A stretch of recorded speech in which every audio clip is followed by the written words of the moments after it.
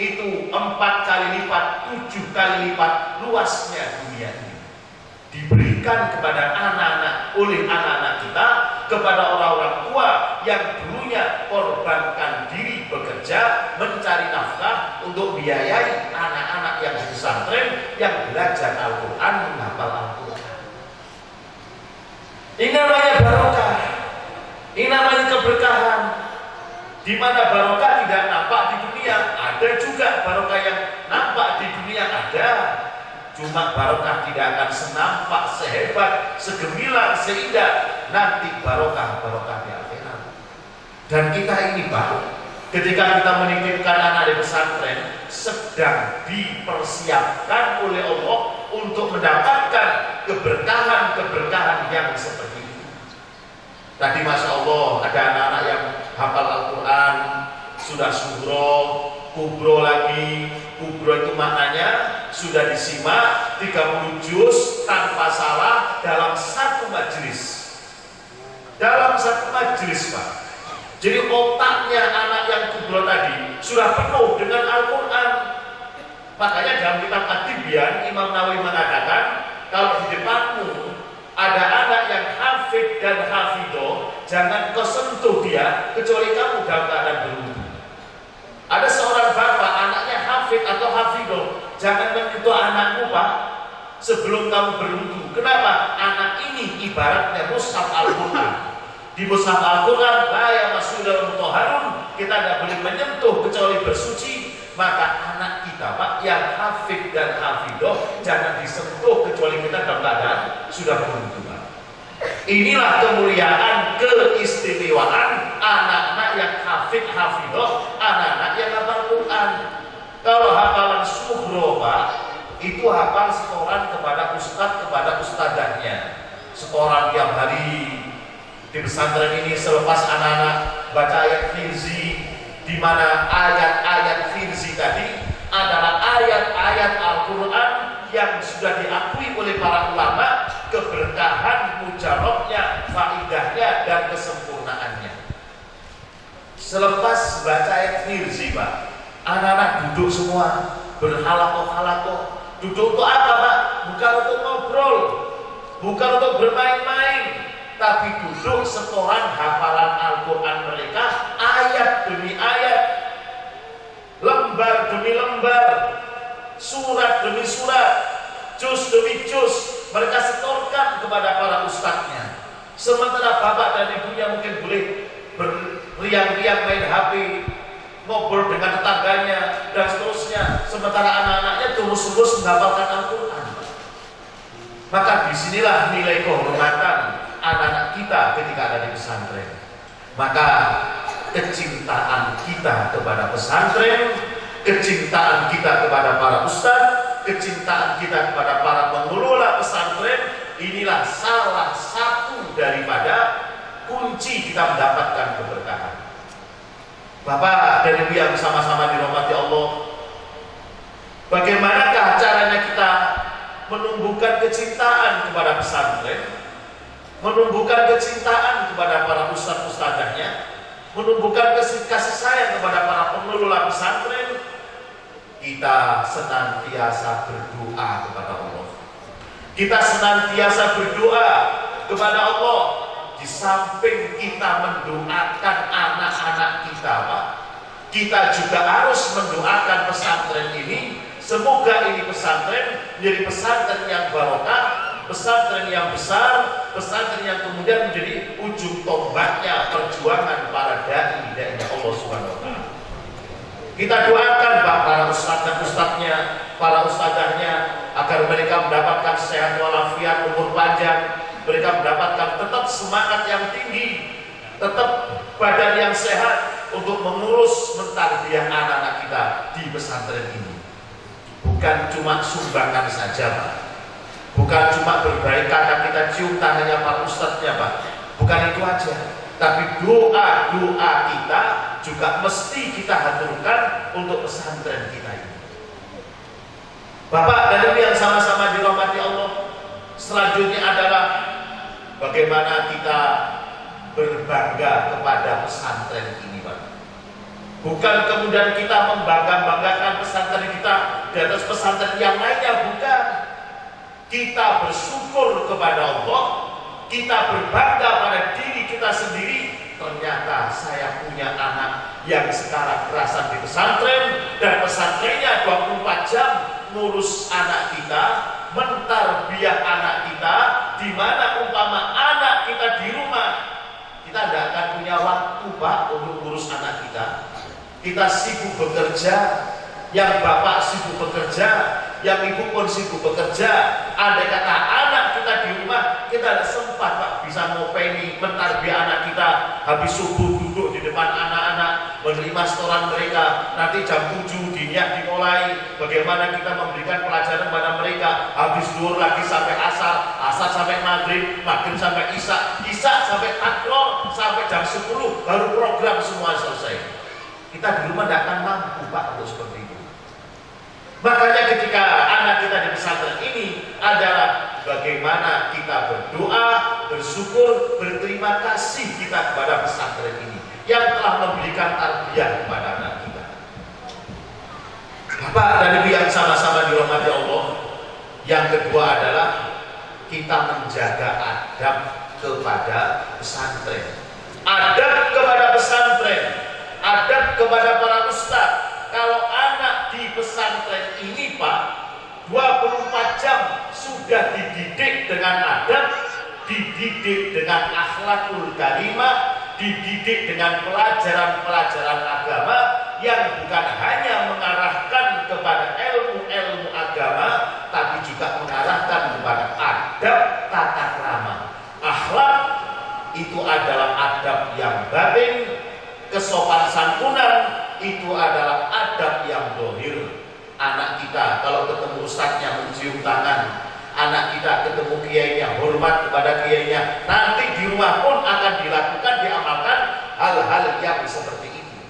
Di mana adab ini perkara yang menjadi nomor satu di pesantren manapun.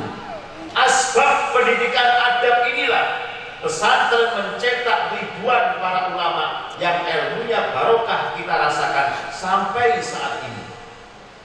Seorang imam besar, Imam Malik radhiyallahu anhu, Imam Darul Hijrah, Imam Malik bin Anas, yang saking barokah ilmunya, kitabnya itu masih dipelajari sampai sekarang.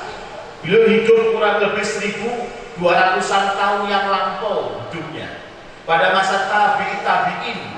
Tetapi kitabnya, namanya kitab Al-Muwatta, sampai sekarang masih dipelajari. Bahkan di Temboro, semua kelas daurah, kelas 7 dan kelas 8 ini mempelajari kitab Muwatta'nya Imam Malik. Berarti saking barokahnya kitabnya, sampai di penghujung dunia pun kitabnya dipelajari. Siapakah Imam Malik bin Anas ini?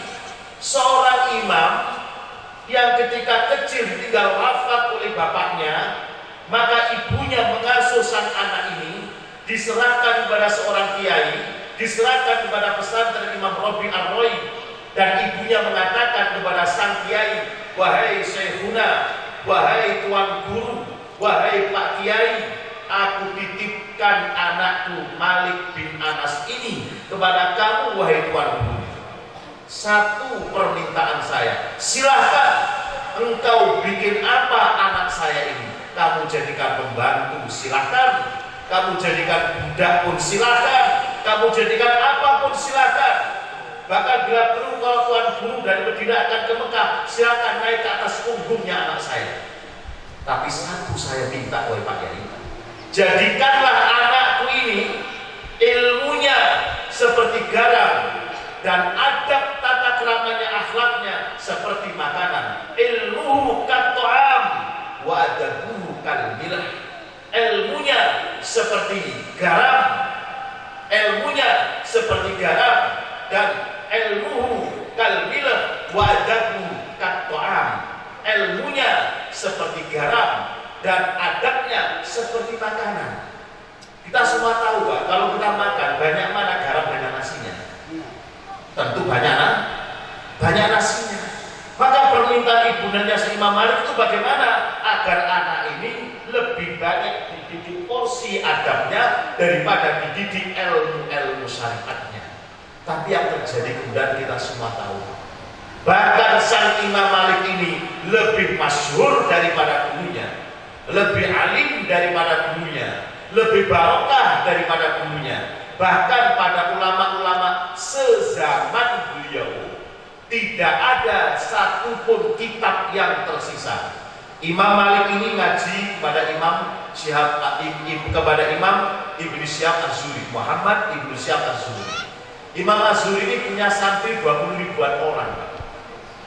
Imam Az-Zuhri adalah ulama yang pertama kali mencatat ilmu hadis.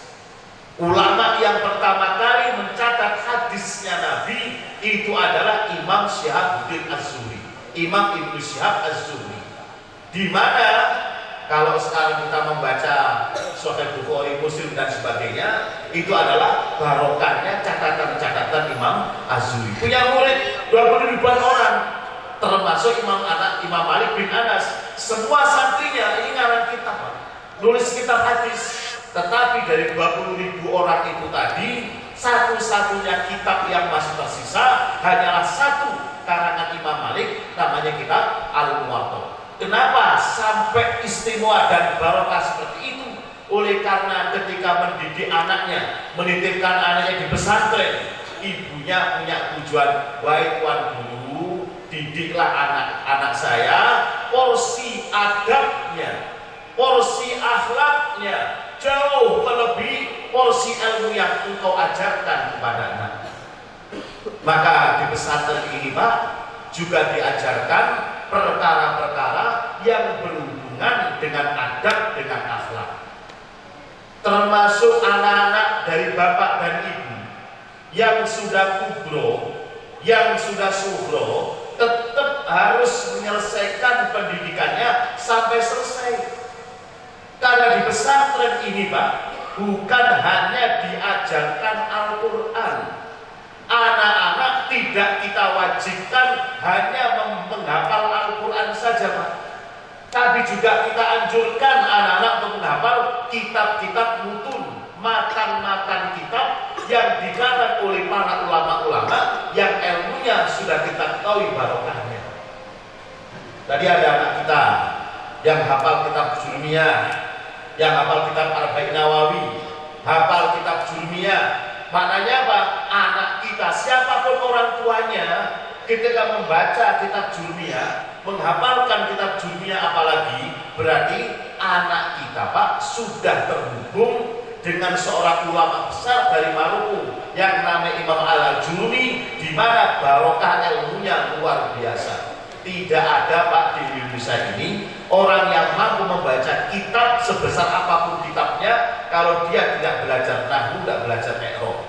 Dan kitab yang paling enak, paling bagus, paling barokah untuk dibaca orang yang baru mengenal ilmu nahwu adalah kitab Al-Jurmiyah yang tadi dihafalkan oleh anak kita. Semua ulama terutama di Indonesia ini Pak, semuanya punya pengalaman pahit. Semuanya mereka merasakan pahitnya sejarah Islam, di mana ketika ada sekelompok manusia hanya menghafalkan Al-Quran, hanya belajar Al-Quran, hanya memahami Al-Quran, tapi tidak belajar hadis, tidak belajar nahwu, tidak belajar fikih. Sejarah Islam punya pengalaman sangat buruk, punya pengalaman sangat mengerikan ketika munculnya orang-orang yang hanya hafal Al-Quran, hanya faham Al-Quran, hanya membaca Al-Quran, tidak belajar ilmu fikih, tidak belajar ilmu hadis. Pada masa siapa itu? Masa ketika munculnya orang-orang yang kita sebut dengan kaum Al-Khawarij, kaum Khawarij, kaum Al-Haruriyah, di mana mereka muncul pada masa Sayyidina Ali, di mana mereka mengatakan yang beriman, yang ikut Sayyidina Ali masuk neraka, yang ikut Muawiyah masuk neraka, yang ikut sahabat pun juga masuk neraka. Yang tidak masuk neraka siapa? Yang ikut kita ini, kaum Khawarij. Maka wajar Sayyidina Ali radhiyallahu anhu terbunuh oleh mereka. Selepas Abu Muljam membunuh Sayyidina Ali, maka dia mengatakan, hari ini aku telah membunuh orang yang aku akan dapatkan pahala melebihi 1000 orang yang berjihad fisabilillah. Bayangkan selepas dia membunuh Sayyidina Ali karramallahu wajhah, menantunya bagi Nabi, seorang yang sudah masih muda, sudah mengenal Islam, dan dia berbangga diri karena membunuh Sayyidina Ali. Siapa itu Pak? Orang-orang Khawarij. Siapa orang Khawarij itu? Orang-orang yang orang-orang yang hanya menghafalkan Al-Quran, membaca Al-Quran, memahami Al-Quran, tidak mau belajar hadis sama sekali. Kenapa mereka tidak mau belajar hadis? Karena hadis diriwayatkan oleh para sahabat. Apa salahnya para sahabat? Karena para sahabat ada yang bela Sayyidina Ali, ada yang bela Sayyidina Muawiyah, ada yang tidak membela kiri kanan, semuanya masuk neraka semua. Siapakah kelompok yang mengatakan ini? Kelompok yang namanya kelompok Al-Haruriyah, kelompok namanya kelompok Khawarij, di mana mereka tidak sudi belajar fikih, itu tidak sudi. Maka para ulama di dunia ini mereka sepakat, kalau anak kita sudah hafal Al-Quran, Pak, maka jangan lupakan anak kita juga dipenuhi dengan ilmu-ilmu syariat, ilmu fikih, hadis, bahkan di pesantren Temboro dan cabang-cabangnya juga diajarkan ilmu-ilmu yang berhubungan dengan adab, dengan akhlak, dengan suluk yang kita sebut dengan ilmu-ilmu tasawuf. Bapak dan Ibu yang sama-sama dirahmati Allah, maka inilah pentingnya kita menjaga adab kepada guru-guru kita. Termasuk adab itu adalah kita bersangka baik kepada pesantren ini. Makanya jangan sampai kita melihat keburukan-keburukan pesantren yang kita titipkan anak kita di sini. Makanya Pak, doanya para ulama-ulama yang ilmunya barokah, itu doanya cuma satu Pak. Ya Allah, berilah keberkahan guru-guru kami ya Allah, dan tutuplah aib-aibnya guru kami daripada kami ya Allah. Ya Allah, tutuplah aib-aib guru-guru kami dari mata kami ya Allah, dan berilah barokah kami dari barokah ilmu guru-guru kami. Sehingga kita menjadi wali santri Pak, banyak-banyak berdoa. Ini perlu diminta kepada Allah agar kita hanya ditampakkan kebaikan dan barokahnya pesantren, kebaikan dan barokahnya para ustadz-ustadzahnya Pak. Jangan kita hanya lihat buruknya pesantrennya, jangan kita hanya melihat buruknya perilaku dan sebagainya. Kita husnudon kepada pesantren. Husnudon tadi bagian daripada adab-adab yang mesti kita letakkan dalam hati kita kalau kita ingin menjadi orang-orang yang anaknya ilmunya barokah dunia dan akhirat. Bapak dan Ibu yang sama-sama dirahmati Allah, juga yang paling penting juga adalah bagaimana Pak kita ini ketika menitipkan anak kita di pesantren Pak, diusahakan ketika kita ngasih uang kiriman kepada anak kita itu dari harta yang menurut kita itu paling halal, dari harta yang menurut kita apa paling halal Pak. Ketika kita itu memberikan kepada anak-anak kita asupan-asupan, kiriman-kiriman dari rezeki yang kita anggap paling halal Pak, maka ini barokah akan ada pada anak-anak kita. Tapi kalau kita ini mengirimi anak-anak kita dengan yang penting ini berupa uang dari manapun datangnya, entah halal entah haram aku tidak peduli, maka jangan harap Pak anak ini jadi anak yang barokah. Bapak dan Ibu yang sama-sama dirahmati Allah, makanya zaman dulu ada para ulama, para kiai yang saking sayang sama santrinya, mengetahui siapakah bapaknya anak ini, siapakah ibunya anak ini, siapakah keluarganya anak ini. Ketika bapaknya sang santri datang untuk kiriman, maka selepas bapaknya pergi, anaknya dipanggil. Nah, kamu sini. Iya Pak, tadi orang tua kamu ngirim kamu berapa? Alhamdulillah Pak Yai ngirim saya 100.000. Mana uangnya? Uang 100.000 disobek oleh kiainya, disobek. Kalau sekarang 100.000 lah. Kalau zaman dulu mungkin 1 rupiah 2 rupiah. Disobek uangnya. Udah, nah, ini kamu pakai uang saya saja. Pak Kiai memberikan uang kepada sang anak. Bulan depan datang lagi orang tuanya, dipanggil lagi, nak kamu kesini. Ya Pak Kiai, tadi orang tua kamu kirim berapa? Kirim 100.000, mari isinya uangnya. Disobek di depan anaknya, disobek. Setelah itu diganti. Nah, nak ini pakai uang saya. Sang santri karena sam'an wa ta'an akibar, bukan berapa luas tanah, bukan seberapa besar rumah, ini surga. Di mana surga yang paling kecil itu 4 kali lipat, 7 kali lipat luasnya dunia ini.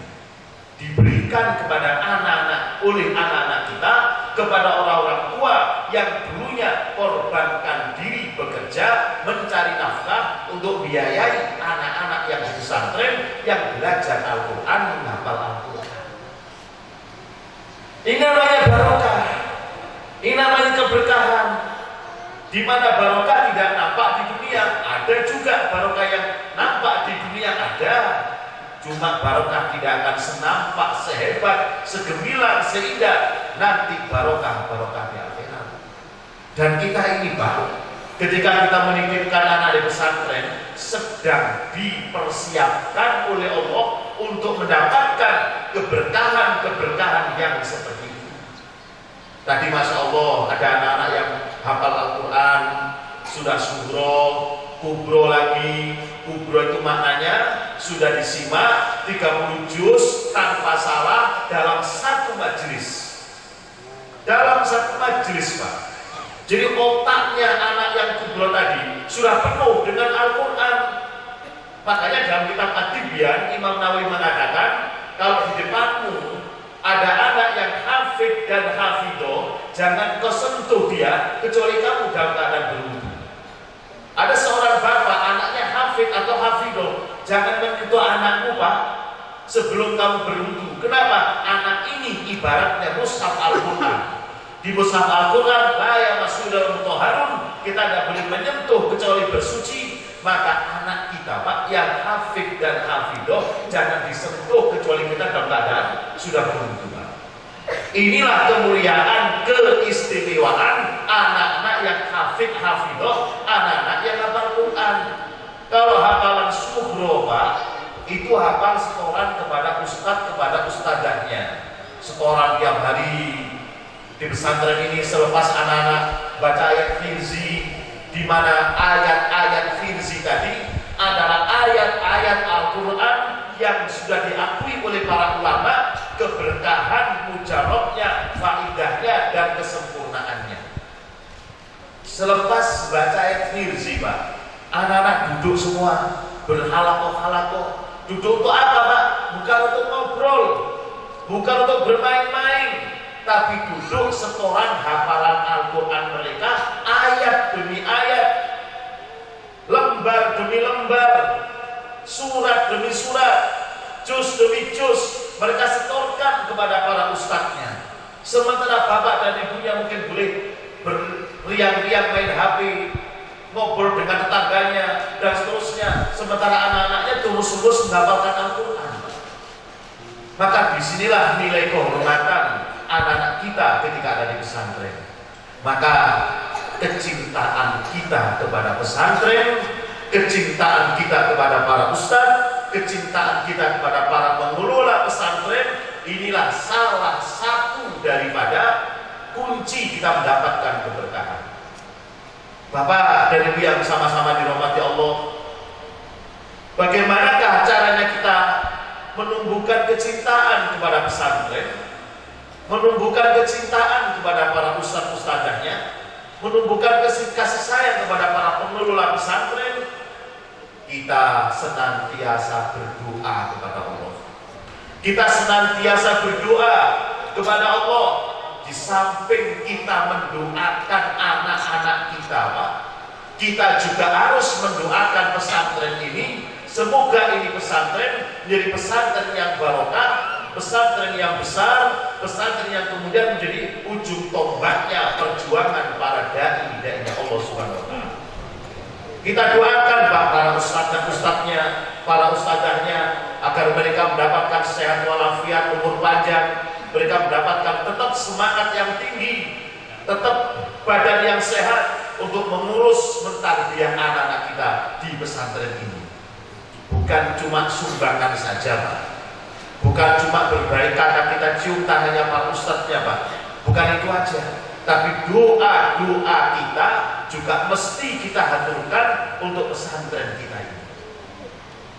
Bapak dan Ibu yang sama-sama dirahmati Allah, selanjutnya adalah bagaimana kita berbangga kepada pesantren ini, Pak.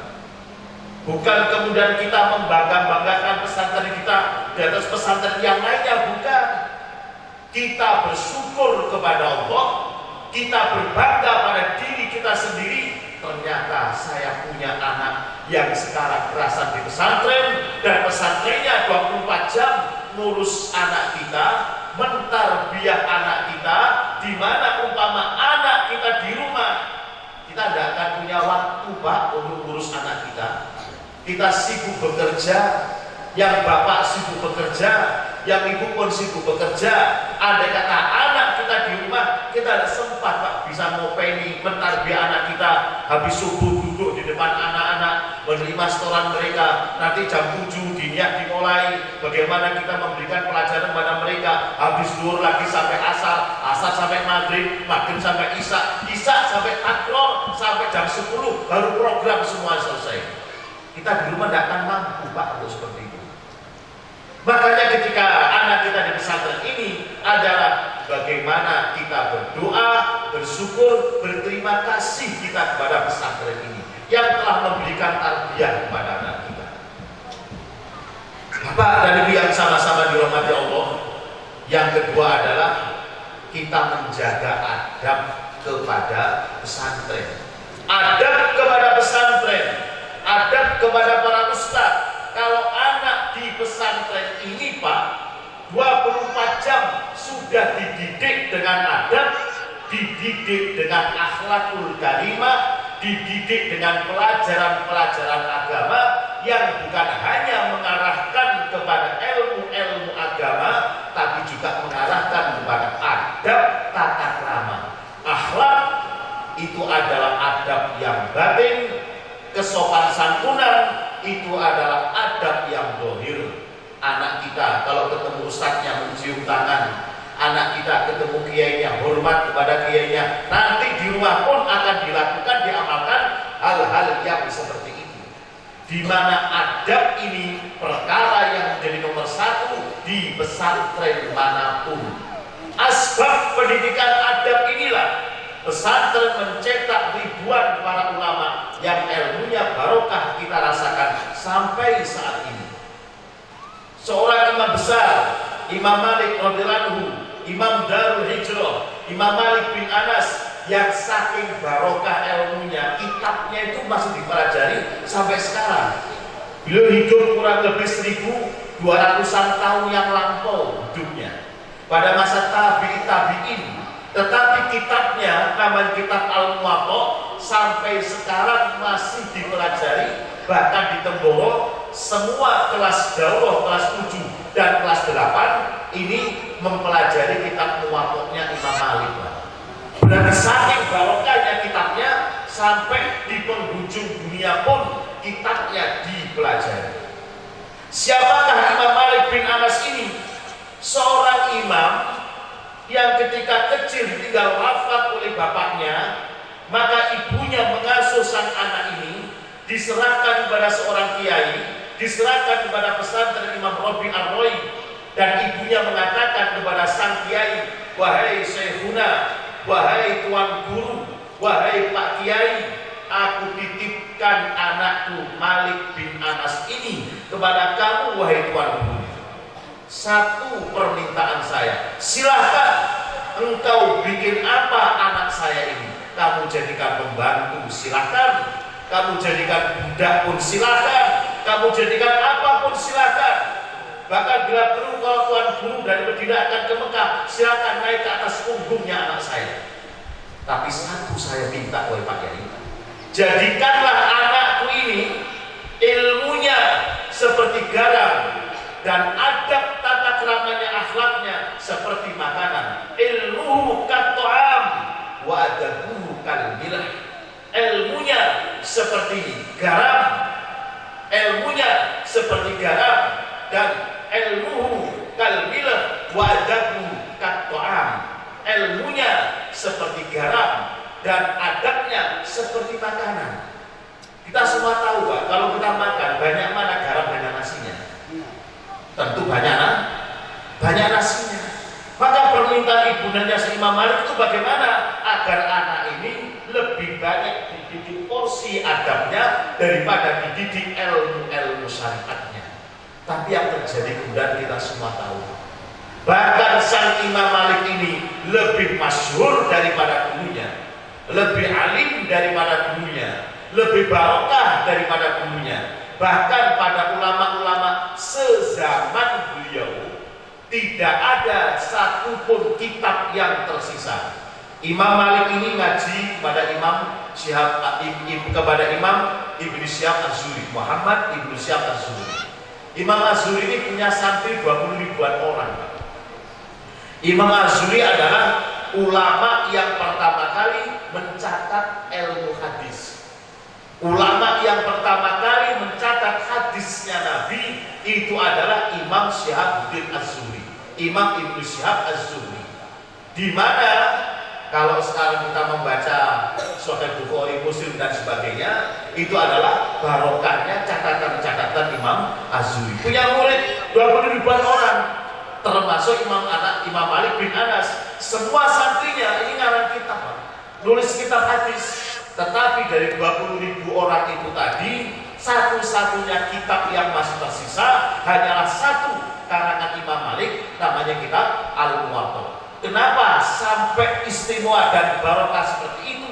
Oleh karena ketika mendidik anaknya, menitipkan anaknya di pesantren, ibunya punya tujuan, baik tuan guru, didiklah anak-anak saya, porsi adabnya, porsi akhlaknya jauh melebihi porsi ilmu yang engkau ajarkan kepada anak. Maka di pesantren ini Pak juga diajarkan perkara-perkara yang berhubungan dengan adab, dengan akhlak. Termasuk anak-anak dari bapak dan ibu yang sudah kubro, yang sudah suhro, tetap harus menyelesaikan pendidikannya sampai selesai. Karena di pesantren ini Pak, bukan hanya diajarkan Al-Quran. Anak-anak tidak kita wajibkan hanya menghafal Al-Quran saja Pak, tapi juga kita anjurkan anak-anak untuk menghafal kitab-kitab mutun, matan-matan kitab yang dikarang oleh para ulama-ulama yang ilmunya sudah kita ketahui barokahnya. Tadi ada anak kita yang hafal kitab Jurmiyah, yang hafal kitab Arba'in Nawawi, hafal kitab Jurmiyah. Maknanya apa? Anak kita, siapapun orang tuanya, ketika membaca kitab Jurmiyah, menghafalkan kitab Jurmiyah apalagi, berarti anak kita Pak sudah terhubung dengan seorang ulama besar dari Maroko yang namanya Imam Al-Jurmi, di mana barokah ilmunya luar biasa. Tidak ada Pak di Indonesia ini orang yang mampu membaca kitab sebesar apapun kitabnya kalau dia tidak belajar nahwu, tidak belajar i'rab. Dan kitab yang paling enak, paling bagus, paling barokah untuk dibaca orang yang baru mengenal ilmu nahwu adalah kitab Al-Jurmiyah yang tadi dihafalkan oleh anak kita. Semua ulama terutama di Indonesia ini Pak, semuanya punya pengalaman pahit. Semuanya mereka merasakan pahitnya sejarah Islam, di mana ketika ada sekelompok manusia hanya menghafalkan Al-Quran, hanya belajar Al-Quran, hanya memahami Al-Quran, tapi tidak belajar hadis, tidak belajar nahwu, tidak belajar fikih.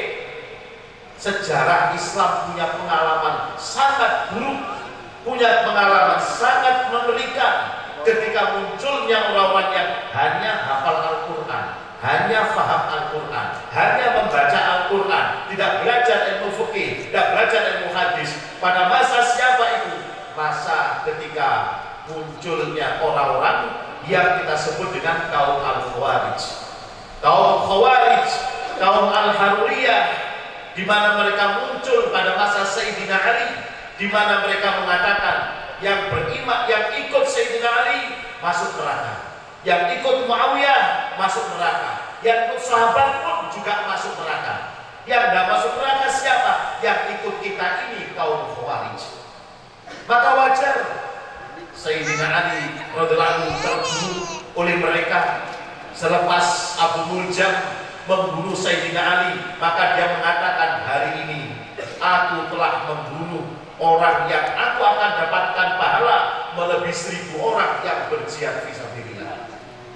Bayangkan selepas dia membunuh Sayyidina Ali kalau wajah, menantunya bagi Nabi, seorang yang sudah masih muda, sudah mengenal Islam, dan dia berbangga diri kalau membunuh Sayyidina Ali. Siapa itu Pak? Orang-orang Khawarij. Siapa orang Khawarij itu? Orang-orang yang orang-orang yang hanya menghafalkan Al-Quran, membaca Al-Quran, memahami Al-Quran, tidak mau belajar hadis sama sekali. Kenapa mereka tidak mau belajar hadis? Karena hadis diriwayatkan oleh para sahabat. Apa salahnya para sahabat? Karena para sahabat ada yang bela Sayyidina Ali, ada yang bela Sayyidina Muawiyah, ada yang tidak membela kiri kanan, semuanya masuk neraka semua. Siapakah kelompok yang mengatakan ini? Kelompok yang namanya kelompok Al-Haruriyah, kelompok namanya kelompok Khawarij, di mana mereka tidak sudi belajar fikih, itu tidak sudi. Maka para ulama di dunia ini mereka sepakat, kalau anak kita sudah hafal Al-Quran, Pak, maka jangan lupakan anak kita juga dipenuhi dengan ilmu-ilmu syariat, ilmu fikih, hadis, bahkan di pesantren Temboro dan cabang-cabangnya juga diajarkan ilmu-ilmu yang berhubungan dengan adab, dengan akhlak, dengan suluk yang kita sebut dengan ilmu-ilmu tasawuf. Bapak dan Ibu yang sama-sama dirahmati Allah, maka inilah pentingnya kita menjaga adab kepada guru-guru kita. Termasuk adab itu adalah kita bersangka baik kepada pesantren ini. Makanya jangan sampai kita melihat keburukan-keburukan pesantren yang kita titipkan anak kita di sini. Makanya Pak, doanya para ulama-ulama yang ilmunya barokah, itu doanya cuma satu Pak. Ya Allah, berilah keberkahan guru-guru kami ya Allah, dan tutuplah aib-aibnya guru kami daripada kami ya Allah. Ya Allah, tutuplah aib-aib guru-guru kami dari mata kami ya Allah, dan berilah barokah kami dari barokah ilmu guru-guru kami. Sehingga kita menjadi wali santri Pak, banyak-banyak berdoa. Ini perlu diminta kepada Allah agar kita hanya ditampakkan kebaikan dan barokahnya pesantren, kebaikan dan barokahnya para ustadz-ustadzahnya Pak. Jangan kita hanya lihat gurunya pesantrennya, jangan kita hanya melihat gurunya perilaku dan sebagainya. Kita husnudon kepada pesantren. Husnudon tadi bagian daripada adab-adab yang mesti kita letakkan dalam hati kita kalau kita ingin menjadi orang-orang yang anaknya ilmunya barokah dunia dan akhirat. Bapak dan Ibu yang sama-sama dirahmati Allah, juga yang paling penting juga adalah bagaimana Pak kita ini ketika menitipkan anak kita di pesantren Pak, diusahakan ketika kita ngasih uang kiriman kepada anak kita itu dari harta yang menurut kita itu paling halal, dari harta yang menurut kita apa paling halal Pak. Ketika kita itu memberikan kepada anak-anak kita asupan-asupan, kiriman-kiriman dari rezeki yang kita anggap paling halal Pak, maka ini barokah akan ada pada anak-anak kita.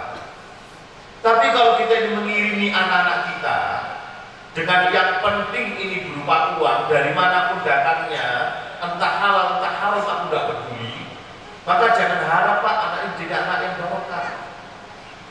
Bapak dan Ibu yang sama-sama dirahmati Allah, makanya zaman dulu ada para ulama, para kiai yang saking sayang sama santrinya, mengetahui siapakah bapaknya anak ini, siapakah ibunya anak ini, siapakah keluarganya anak ini. Ketika bapaknya sang santri datang untuk kiriman, maka selepas bapaknya pergi, anaknya dipanggil. Nah, kamu sini. Iya Pak, tadi orang tua kamu ngirim kamu berapa? Alhamdulillah Pak Yai ngirim saya 100.000.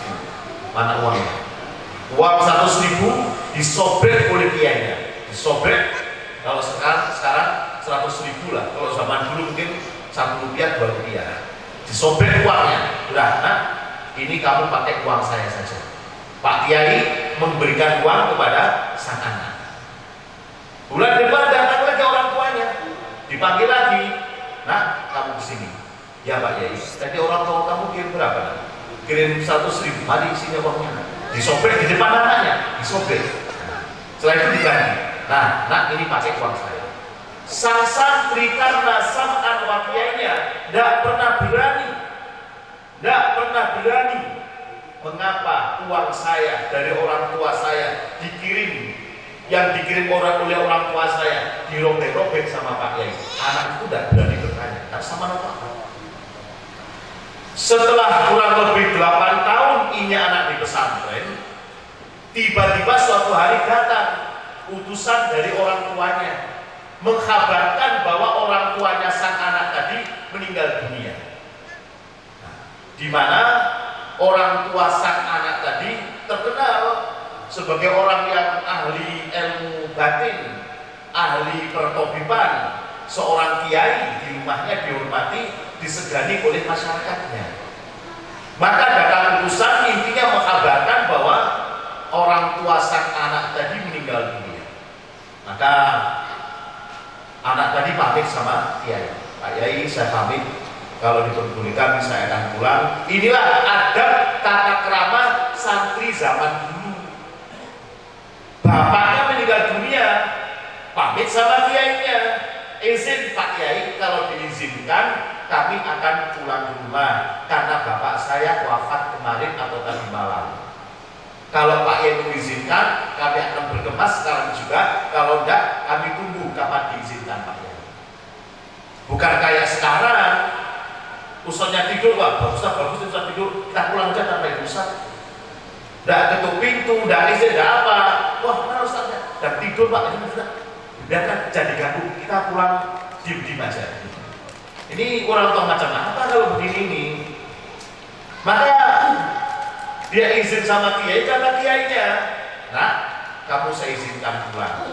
Sampai di rumah sana terserah kamu. Kamu mau kembali ke pondok silahkan. Kamu terus meneruskan ayah kamu silahkan. Tapi nak, tolong kamu jangan terlalu terkejut kalau melihat apa yang terjadi di rumah kamu sampai kamu ke rumah nanti. Baik Pak Yai. Santri pun tidak bertanya ada apa ini. Sampai di rumahnya sudah 3 hari selesai.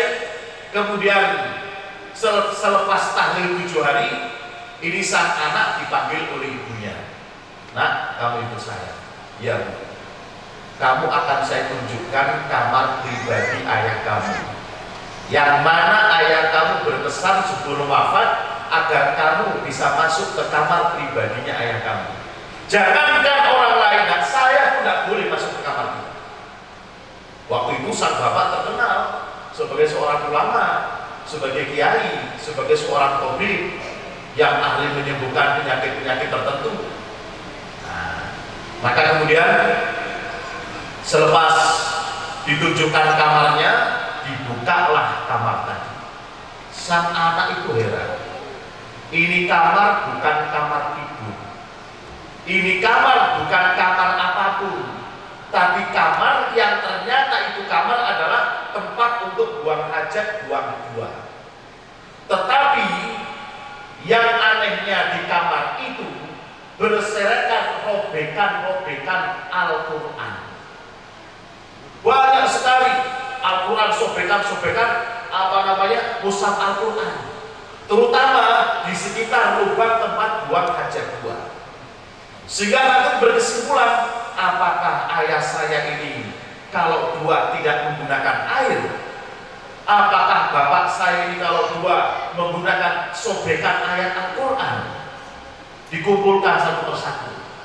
Ternyata semua sobekan ayat surat Al-Quran tadi, lembaran kertas mushaf tadi, semuanya penuh dengan kotoran manusia. Yang artinya kesimpulan adalah bahwa bapaknya sang anak tadi, ketika dia ini buang hajat, maka yang digunakan tisu, bukan air, tapi sobekan lembaran mushaf Al-Quran.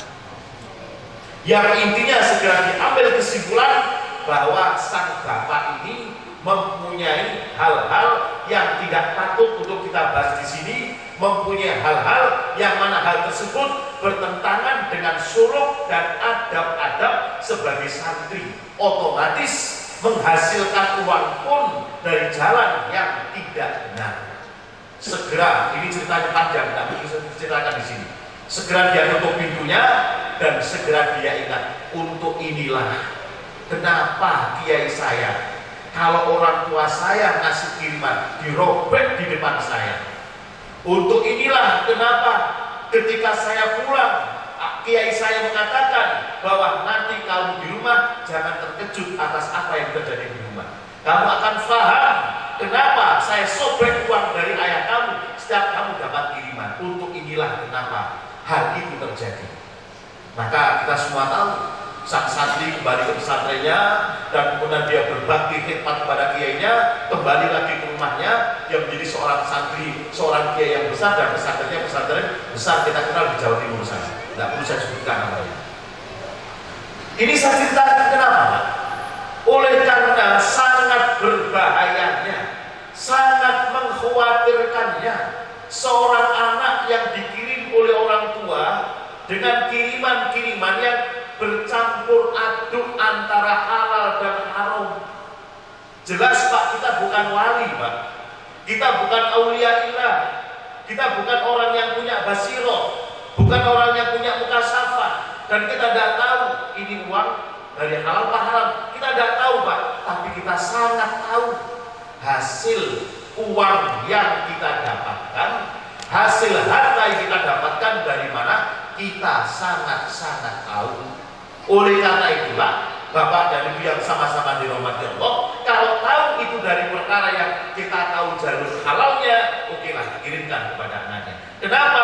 Kalau kita ini Pak ngirimkan anak-anak dengan uang yang ada campur haram halalnya Pak, ibarat kita meracuni anak-anak kita. Ibarat kita meracuni anak-anak kita Pak. Racun yang nggak terasa. Kita semua tahu ada racun yang akan berefek 12 tahun kemudian, racun berefek 10 tahun kemudian, racun berefek 4 tahun kemudian, racun berefek bertahun-tahun kemudian. Sama Pak, harta yang tidak halal kita berikan kepada keluarga kita, saat kita berikan mereka tersenyum, alhamdulillah, mereka tertawa, makan bersama, kita ajak ke restoran yang mewah, bergembira bersama, selfie bersama, foto bersama. Saat itu Pak, tapi kita tidak tahu 10 tahun kemudian, 5 tahun kemudian, 8 tahun kemudian, kita semua tahu Pak, banyak kisah-kisah di Jawa sana, mungkin di sini juga sama. Bagaimana seorang anak yang tega menghabisi orang tuanya hanya karena ingin mendapatkan ini dan itu, memaksa orang tuanya agar menyediakan uang sekian untuk dia belikan barang yang haram. Kalau tidak itu dia jual semua isi rumahnya, kulkas dia jual, apa dia jual, mobil dia jual. Orang tua tidak bisa berbuat apapun. Bukan untuk perkara yang haram, bukan untuk perkara yang halal, tapi untuk perkara yang haram Pak. Kalau dia jual isi rumah untuk pergi umroh, kita senang Pak. Dia jual rumah untuk bikin musola, Pak, kita senang Pak. Dia jual mobil untuk apa? Untuk bikin pesantren, Pak, kita senang Pak. Dia jual rumah, dia jual isi rumah, dia jual kulkas, jual televisi, mobil dijual. Untuk apa? Membeli barang-barang yang haram, yang kita pun akan dapat afatnya nanti di akhirat kalau menuruti kemauan anak kita. Mengapa muncul anak-anak yang seperti itu Pak? Inilah yang namanya mulai berkembangnya efek racun syubhat yang diberikan oleh kita kepada anak-anak kita. Waliyadzubillah, naudzubillah summa naudzubillah. Ini yang paling membahayakan. Ini yang paling membahayakan. Silakanlah orang-orang lain pakai mobil yang mewah, silakanlah berpakaian-pakaian yang mewah, tapi kita tahu bahwa anak-anak kita hanya akan kita beri asupan dari yang halal dan halal saja. Biarkan anak kita terlihat paling miskin di antara teman-temannya, tapi kita tahu yang kita berikan adalah perkara yang halal dan perkara yang halal. Amin Allahumma. Dan yang terakhir Pak, agar anak-anak kita ilmunya barokah, sering-seringlah kita sedekah Pak, ke masjid, ke musola, ke madrasah, terutama ke pesantren tempat anak kita dididik di sini. Karena banyak-banyaknya sedekah kita Pak, banyak-banyaknya infak kita Pak, bukan hanya jadi asbab anak kita barokah, tapi juga jadi asbab hidup rumah tangga kita barokah sampai ke anak turun kita. Terakhir sebelum selesai, saya mau cerita.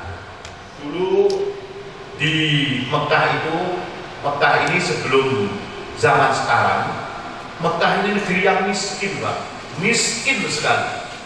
Orang-orang Mekah Madinah itu tidak punya pekerjaan apapun kecuali mereka berdagang dan mengharapkan keberkahan para jamaah haji, para jamaah umroh, terutama keberkahan jamaah dari Indonesia dan India. Ini yang terjadi Pak. Suatu ketika di India itu ada seorang ratu besar, kaya raya, namanya ratu. Sebelum Inggris menjajah India, ratu ini kaya raya. Dia punya anak 12, suaminya sudah meninggal dunia. Suaminya raja, maka raja meninggal dunia, dia menggantikan suaminya, dia punya anak 12.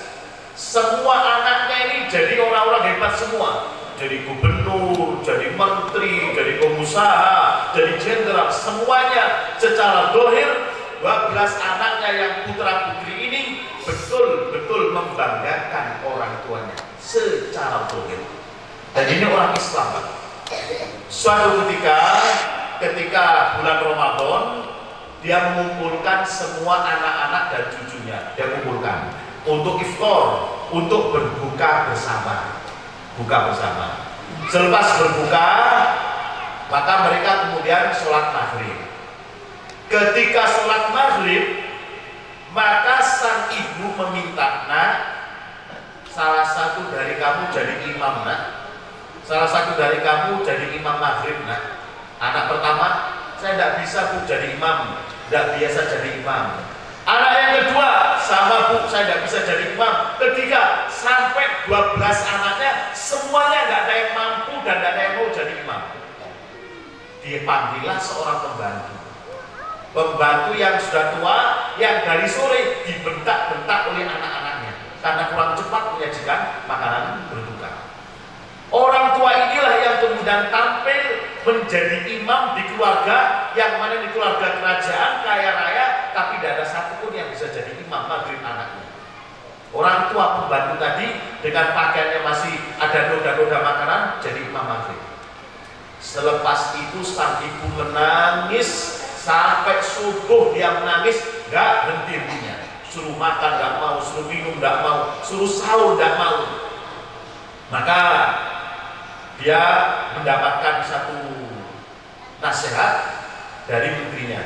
Wahai Tuan Ratu, kalau panjenengan ingin menenangkan hati, kita sama-sama pergi ke Mekah untuk bulan Ramadan. Atau kalau tidak mau sekarang, nanti haji saja kita ke Mekah. Baik, aku ingin menenangkan hatimu. Maka beliau pun pergi ke Mekah. Sampai di Mekah, karena dia seorang ratu, maka pejabat negara Mekah menyambut beliau, termasuk para imam-imam Masjidil Haram pada zaman itu, juga para ulama-ulama Mekah menyambut datangnya sang ratu ini, karena dia banyak berinfak kepada orang Mekah, penduduk Mekah. Selepas tarawih, semua ulama berkumpul di tempat penginapan sang ratu. Maka sang ratu mengatakan, mencurhat isi hatinya tentang kekecewaannya, anaknya semuanya jadi pejabat, semuanya jadi pengusaha yang kaya raya, tapi tidak ada satupun yang mampu jadi imam. Di dunia tidak mampu jadi imam, di akhirat bagaimana nanti saya menghadapi Allah atas anak-anak saya? Maka ulama-ulama Mekah ini punya usul. Begini Tuan Ratu, panjenengan kan orang kaya. Ya saya kaya. Jangankan 7 turunan, sampai 200 turunan pun tidak akan habis harta saya.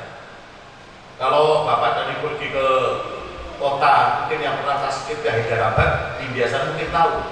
Dapat indah bangunan peninggalan sang ratu ini, besar sekali bangunannya. Kemudian ulama tadi mengatakan begini Tuan Ratu, kami usul Tuan Ratu membeli sebidang tanah di Mekah ini. Untuk apa? Dengarkan dulu Tuan Ratu sampai kami selesai bicara. Baik, Tuan Ratu dengan hartanya kami carikan untuk membeli tanah di area tidak jauh dari Masjidil Haram. Nanti di area tanah itu tadi kami akan bikin madrasah dengan uang infak dari Sri Ratu. Di madrasah ini akan kami didik anak-anak dari India, anak-anak dari Hindia Belanda. Waktu itu Indonesia belum ada nama Indonesia, masih Hindia Belanda. Anak-anak dari Hindia Belanda, anak-anak dari Arab, dari Syam, dari Mesir akan kami didik di sini. Terus hubungannya apa dengan saya ini? Tuan Ratu memang punya anak 12 yang tidak bisa mengimami sholat maghrib. Tapi nanti di madrasah ini atas infak sang ratu, atas biaya sang ratu, ini madrasah berdiri, insya Allah akan mencetak ribuan para ulama yang nantinya ilmunya barokah berkembang dan barokah pahalanya akan semuanya kepada sang ratu satu persatu. Oh iya baik. Sekarang juga berapa harga tanahnya? Oh belum kami belum cari tanah. Akhirnya ditemukan satu lokasi tanah di dekat makam, namanya makam Subaikah. Kalau Bapak dan Ibu pernah ke Mekah tahu makam namanya makam Subaikah. Makamnya 20 orang sahabat yang mati syahid ketika Fathu Mekah. 20 orang sahabat ini oleh Rasulullah diperintahkan untuk masuk ke Mekah dari front bagian barat, langsung dijemput oleh Ikrimah bin Abu Jahal, bertempurlah di situ karena mendadak 20 orang sahabat ini tidak sempat untuk mempersiapkan diri, maka mereka syahid di tempat itu, dimakamkan di situ, sampai sekarang makamnya juga ada. Kemarin saya dengan Yai Fatah sempat ziarah ke makam Subaikah, 20 orang sahabat di situ. Ini jarang orang tahu, jarang. Di samping Subaikah tadi itu, di samping makam Subaikah ada tanah. Maka oleh para ulama dibelilah tanah di situ dengan uang dari Sri Ratu dari India ini. Namanya Ratu Sula. Entah Sula siapa nggak tahu saya. Kemudian dibangun madrasah. Semuanya 100% infak dari Sri Ratu. Setelah madrasah selesai, pesantren ini selesai, diberi nama Madrasah As-Solatiyah dari nama Ratu tadi. Namanya pesantren madrasah atau madrasah As-Solatiyah. Maka di pesantren inilah dididik ribuan para ulama yang sampai sekarang ilmunya kita rasakan. Di Padang ada namanya ulama Khotib Al-Minangkabawi. Di Sulawesi, di Kalimantan, Syekh Arsyad Al-Banjari. Di Sulawesi, Syekh Yusuf As-Sumbulaweni.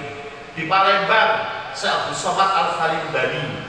Di Jawa, Kiai Hasyim Asy'ari yang mendirikan Nahdlatul Ulama.